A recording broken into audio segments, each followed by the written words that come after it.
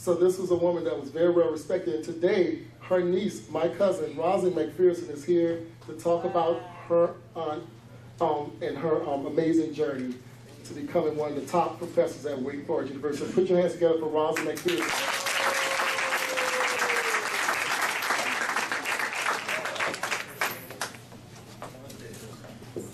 Hi, everybody. Hi.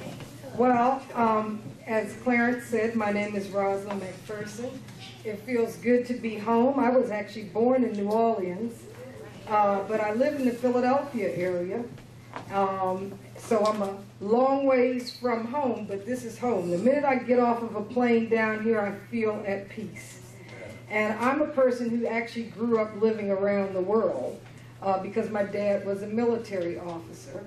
I'm also a Jaguar. And my parents are Jaguars, and I have one son who actually attended Southern. So this place is all in and out of my roots.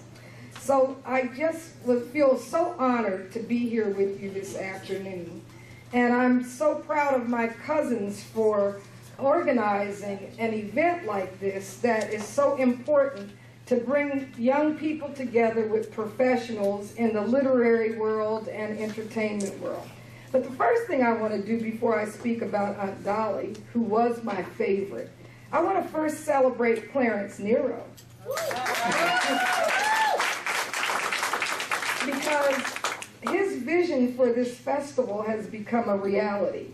And Clarence, in the midst of some devastating circumstances this year, chose to rise above and channel his energy to create a positive event. I must also celebrate Clarence, for before you is a young man, and to me he is young. I'm old enough to be his mother.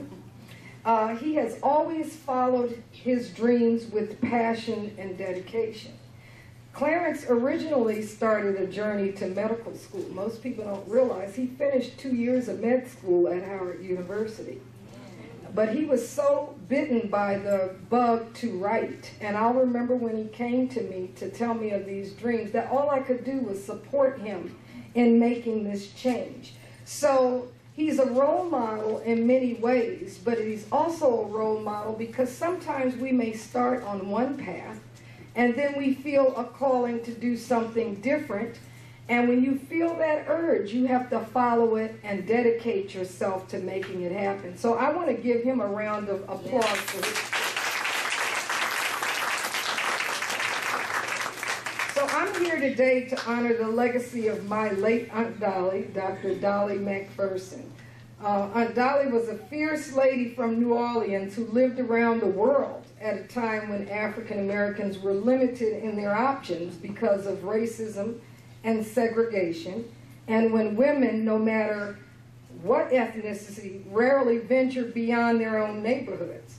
Aunt Dolly was an English professor extraordinaire, a trailblazer, and a fun-loving black lady, and I stress the word lady. And excellence was at her core. She demanded the best from us as she demanded from herself. She was known to correct your grammar midstream.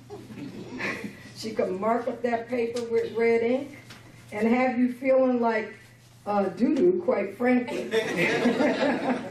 But we all knew that if we made those corrections and followed her advice, we were going to be prepared to be out in this competitive world. She often annoyed us, but she really worked hard to polish us. And she believed that some mistakes need not be made, and that with practice we could all maintain standards, especially when communicating. And I cannot stress to you how much it is important to be able to communicate well in this world.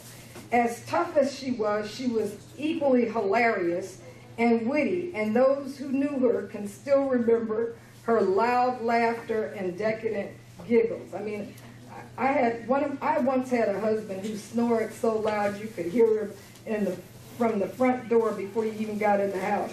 And Aunt Dolly, whose vocabulary was pretty awesome, said, "Wow, it sounds like he has a fossilized booger up his nose." So only she could put together these weird combinations. And she also knew how to cook and to party, and people would come from around the world at Thanksgiving in Wake Forest to have her gumbo. She believed in order and beauty in the English language. Books and fine things were always around her. And she had an incredible collection of close friends and acquaintances, many of whom were literary giants whose pages we still read to this day. You already heard about Maya Angelou, but James Baldwin, Rosa Guy, and so many of the folks that we know from the fine black literary tradition. And as a young woman in the 50s, she taught at Lincoln University, but then eventually went to Holland in Europe and taught at the University of Amsterdam. Now this was in the 50s. In the 60s, she worked as a sponsor for foreign exchange students, many of whom came through New York from Africa. One of those was the famed African novelist Chinua Achebe. And by the 70s, she landed in Winston-Salem, where she was actually the first African-American professor at Wake Forest. Now, Aunt Dolly was orphaned at the age of 10. Both parents died within the same year. So that means that things were not easy for her either. And she managed to complete her undergraduate studies at Southern University in Baton Rouge. And with all these accomplishments, Aunt Dolly was also a close and dear friend. She was a woman of incredible loyalty, and I knew that she loved me dearly. She never married or had children, so most people feel that I was like her daughter.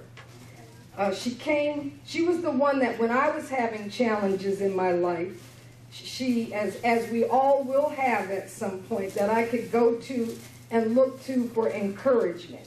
And I feel blessed to stand here today to share these pearls about Aunt Dolly as the first annual Bayou Writers Festival bestows an award in her honor. Those who were her students can testify to her demanding ways, and they can all tell you that they became better and accomplished adults as a result of her expectation. So I thank you for doing this honor in her name, and I'm really excited